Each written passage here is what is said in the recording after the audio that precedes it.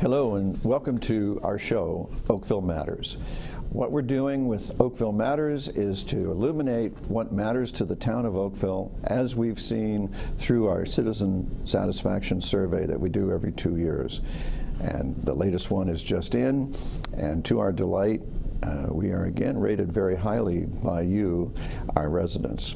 To quote the pollster when he delivered the results to council, we have the most satisfied citizens of any municipality in Ontario.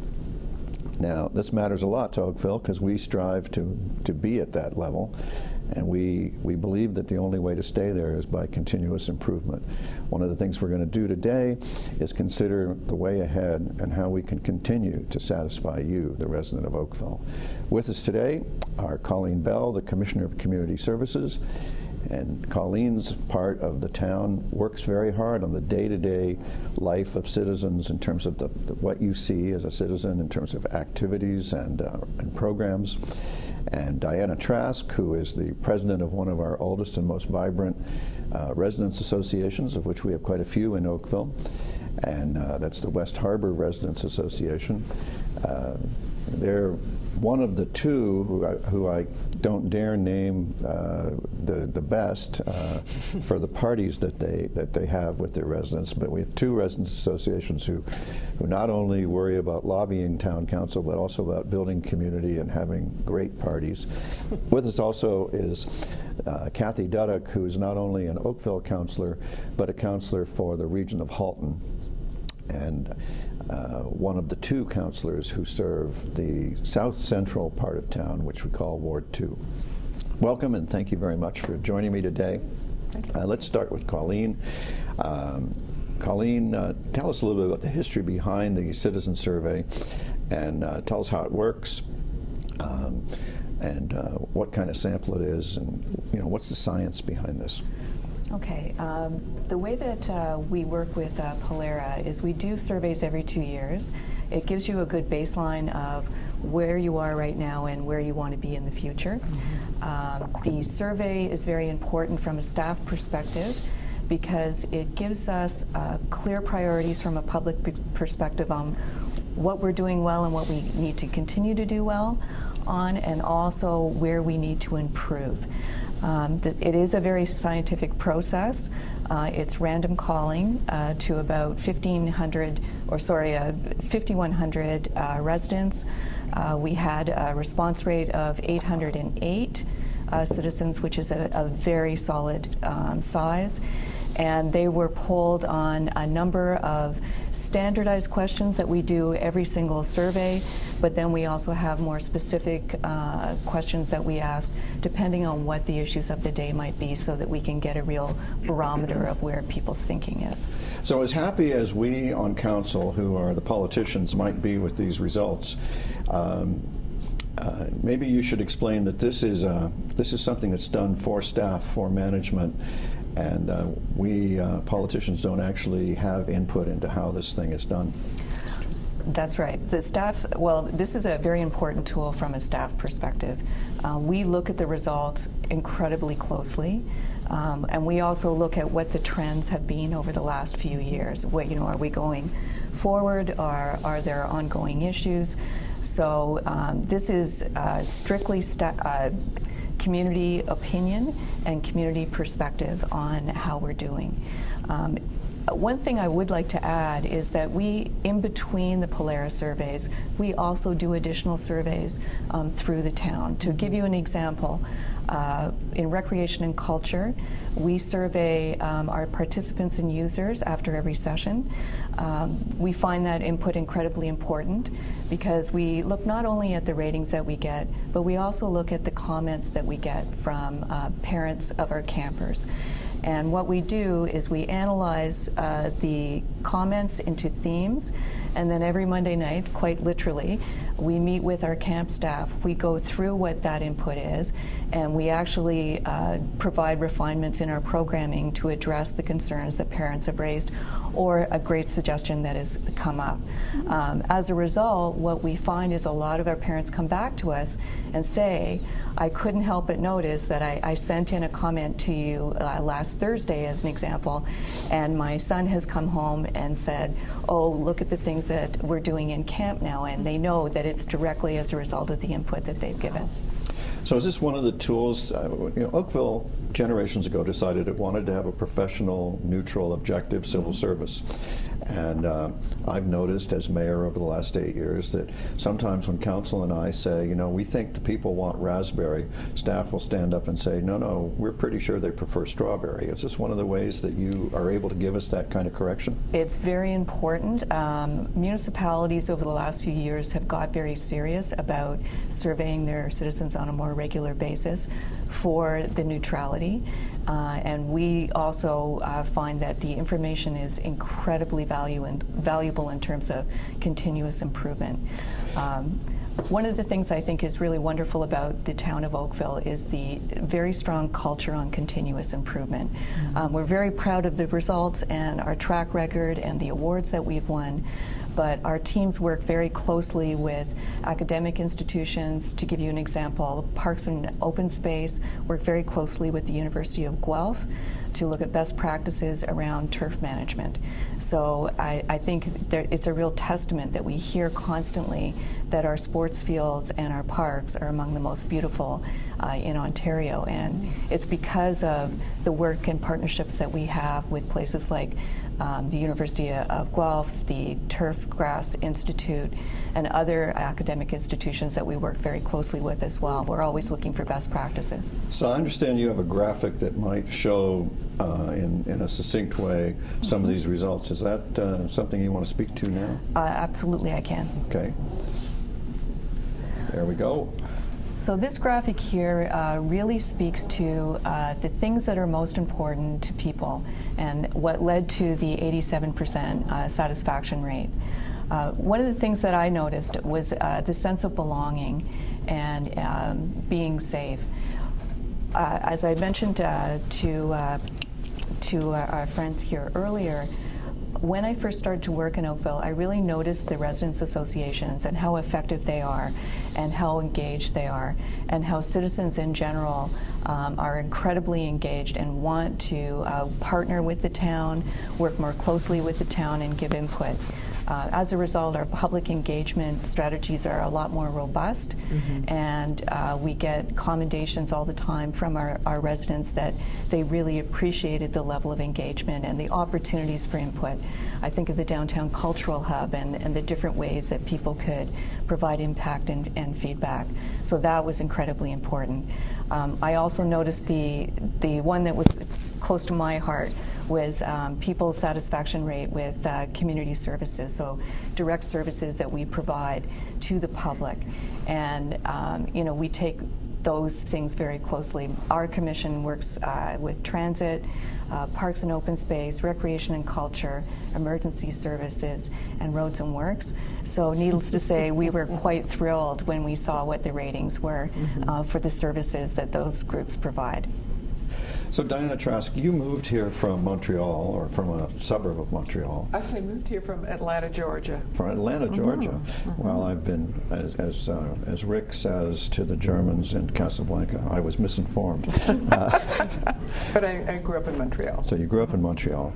So you could have chosen any community in the GTA, and somehow you decided to choose Oakville. Can you give us an idea of whether any of this had anything to do with your choice, or whether this was all just? I mean, did you just choose Oakville on other grounds and then discover that it was nice? I mean, how did it work? No, I knew it was nice for a long time. I think a lot of Montrealers who live here came in the 70s. It's true. And a lot of them were from big corporate offices. And of course, my parents' generation, they had a lot of friends who moved here, and it was seen as a very desirable place to live. And so for the 10 years or 11 years that we lived out of the country, in England and in the United States, I would come back often to see my family who lived in the area. And I realized, though, this would be a good match for us. The people I had sort of a sense of history I'd had to leave behind from moving away from Montreal, and it had moved to Oakville. So you rejoined Montreal in Oakville. In a way, but it was interesting because a lot of the people that live where I live in my part of town, they have a similar lifestyle to the one I lived as an adult. And they bring with it some interesting ideas about how life should be. And they have a nice way of dealing with it. So in terms of the, I mean, I started off on a note of satisfaction and pride, but I also said that we only stay well rated by seeking to continue to continuously improve. What's your association's take on how we most need to improve? Well, I think that our area that we live in is a little bit different than some of the other areas. Even in the 11 years that I've started doing my homework about Oakville before I moved here, it's changed a lot. It's more gentrified than it used to be. And it's really going that way. The town has some interesting incentives in for the people, the shopkeepers and things on Kerr Street, which I hope they take advantage of. And everyone's doing everything they can to live up to the plan that is already in place. And the citizens want to be part of that as well. And they come to us with their stories and their idea of how things should be, and then we bring them to you, and of course Cathy and Pam. Councillor Duddeck, as a representative of one of the areas with, I mean, there's just two areas of town that really stand out for having residents associations, and yours is very active. Were you surprised in these results in any way? Was there anything that leapt out at you? No, not really. Again, it's such, as Colleen had mentioned, such a valuable tool for us on council to reconfirm that the direction we're taking and the ideas, suggestions that come forth are on track with what the residents want. Case in point being the official plan consultation process we went through was highly extensive. And the fact that this survey has reconfirmed the importance of stable residential neighborhoods, having a place that feels safe and a place to belong is important to them. And so that sort of reconfirmed. And it's yet another tool for us to measure, are we doing the right thing? Are we on the right track? And this certainly does it. Okay. Well, let's take a quick break, and when we come back, let's start off by looking at the disparity or the contrast between those who really value how much we consult the public before we make a decision and those who think we take too long and we should just get on with things. Because there's always that tension I've noticed over the last 8 years. We'll be right back.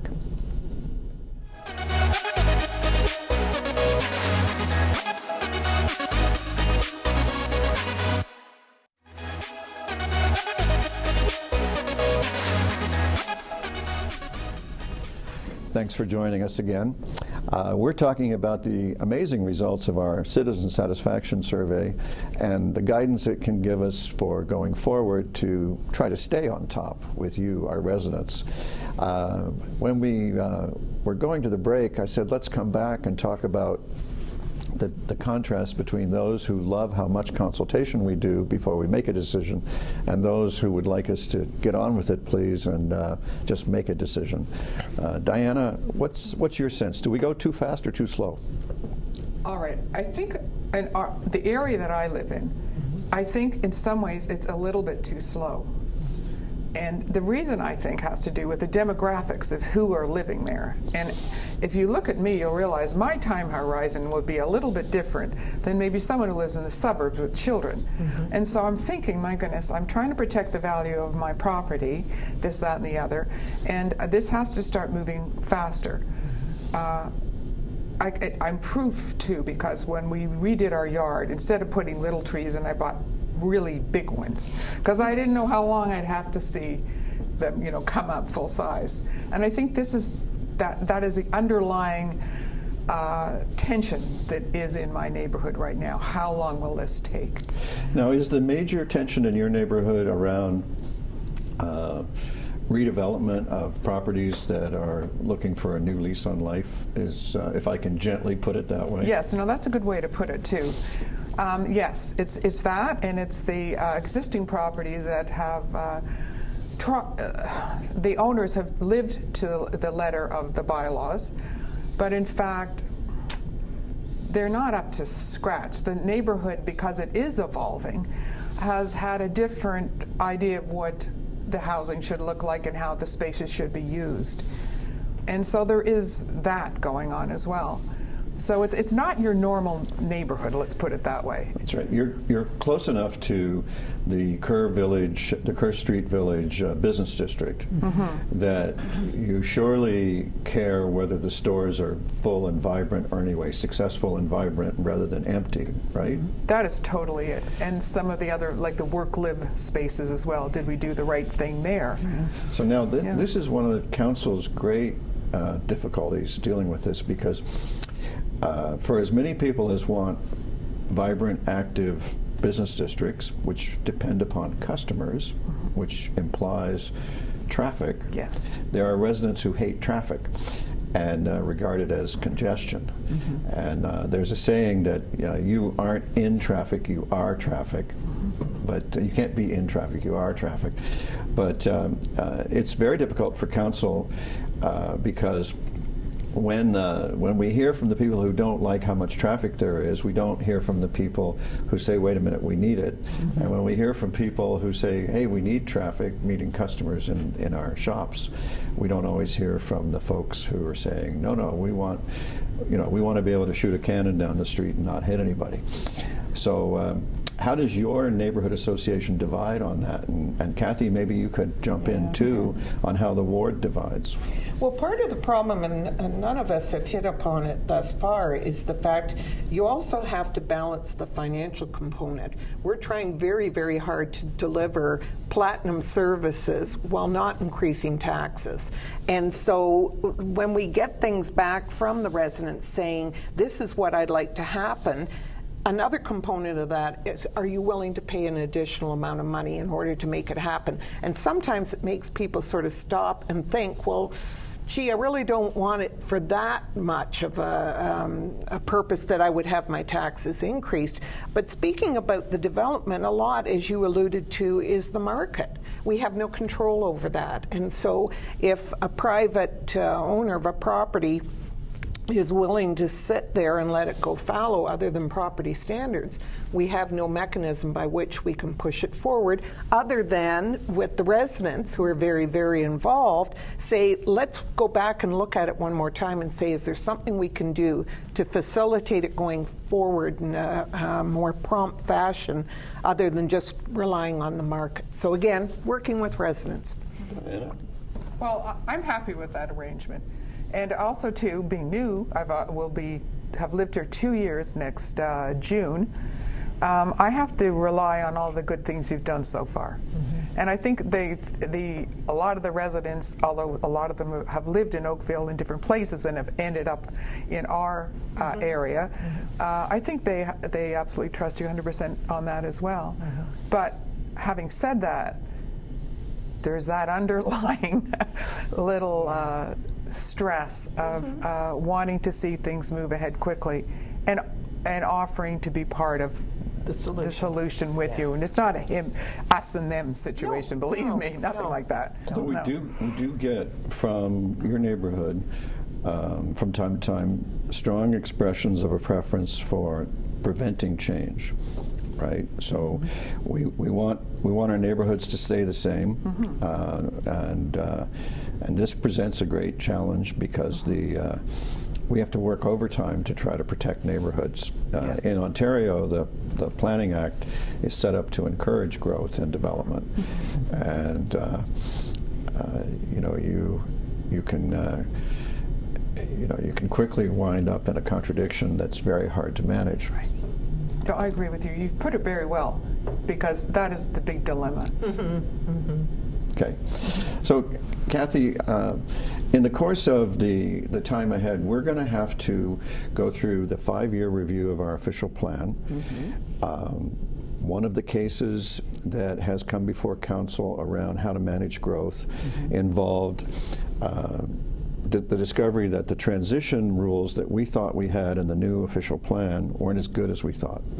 And that's how we had the fight over, one of the ways we had the fight over Brookfield, for example. Correct. So a core thing for your community will be to participate in the official plan review around transition rules. What are you doing in terms of awakening your community to the fact that we're launching our official plan review? I know the satisfaction from community involvement in the creation of the new official plan 5 years ago, the Livable Oakville plan, was very, very great. One residence leader said at the meeting where it was passed, it feels so great to live in a town where council listens. And the most valuable thing about him saying that is it's given council something to aim for. We want to hear that again. So what are we doing? Well, and it's good of you to ask that, because one of the things I picked up on the survey was amount of information the town provides to residents. And sort of blowing our own horn, Ward 2 came out the highest.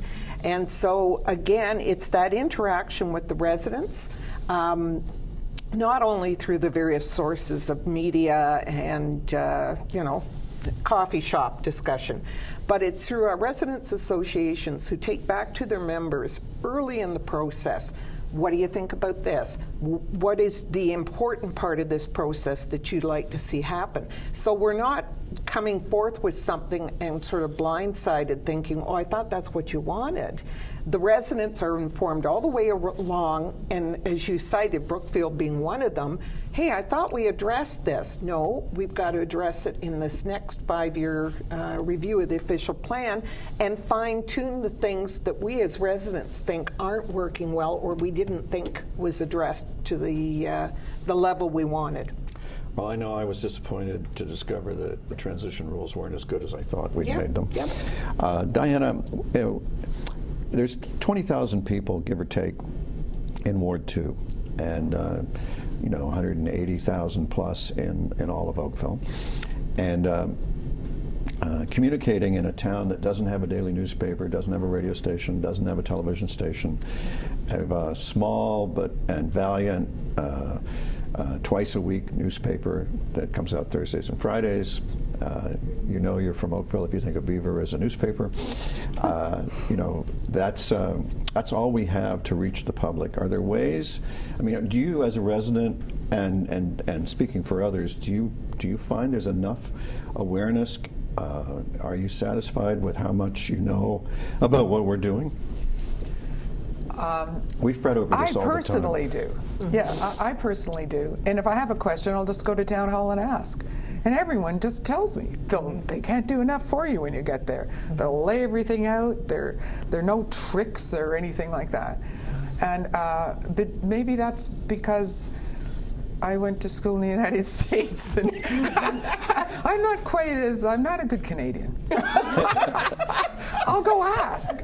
And I wish more people would do that. And you certainly, there's no reason to be feeling when you go in to town hall that there's going to be, you know, any secrets, or there's nothing hocus pocus going on. So I don't know. I think you've done everything you can do, and you could send out emails to people, and we, as a committee, our blog and everything like that. Let's say we could be bombarding them with stuff, but people are busy; they don't have time for it. It's only when something goes wrong that they all of a sudden come to you, and then when you ask them, have you written a letter? Have you spoken to so and so? No. Good point. Okay, well, you know, if it was really that important, frankly, you would have said something or gone and checked it out. Just walk over to City Hall or Town Hall. Well, there's no sin in saying city in Oakville. When like more than 40 years ago, when we were like 70,000 people, Mayor Harry Barrett, who's still very active and leads our Heritage Advisory Committee, he said then, and he taught me to say, and I hope I can today teach everyone else to say, Oakville is a city that calls itself a town and feels like a village. And certainly what Diana's just said around that feeling at Town Hall, I think, is bound to make Colleen go back and say to her staff, we got a compliment that I value today. Definitely. One thing I wanted to add is I think that I also looked at the information rating as well, and I think one of the really important things that has happened is the introduction of Service Oakville, because it provides one window into the town. 80% of the calls are resolved at the first point of resolution, which is very important because it means that people are not having to be transferred endlessly. And it means that they can get complete information that's accurate and very precise very, very quickly. It also means that if you want to place a service order request, like you have a problem with tree limbs or the sidewalk in front of your house didn't get cleared properly or something like that, we track all of those service requests to ensure that they happen according to our service standards. And we track all the reports, and then we look at problem areas and how can we correct that. So I think Service Oakville is a really important piece in all of this. Couldn't agree more. Couldn't agree more. Maybe Service Oakville deserves some of the credit for the high ratings that citizens are giving the town. They definitely do. And as much as it inconveniences me to admit it, I do note that the survey gives the town the approval rating. It doesn't necessarily give the politicians the approval rating, although we do hope that we get some credit by association. It's been very good to discuss with you today what matters to Oakville here on Oakville Matters, and I hope you'll join us again.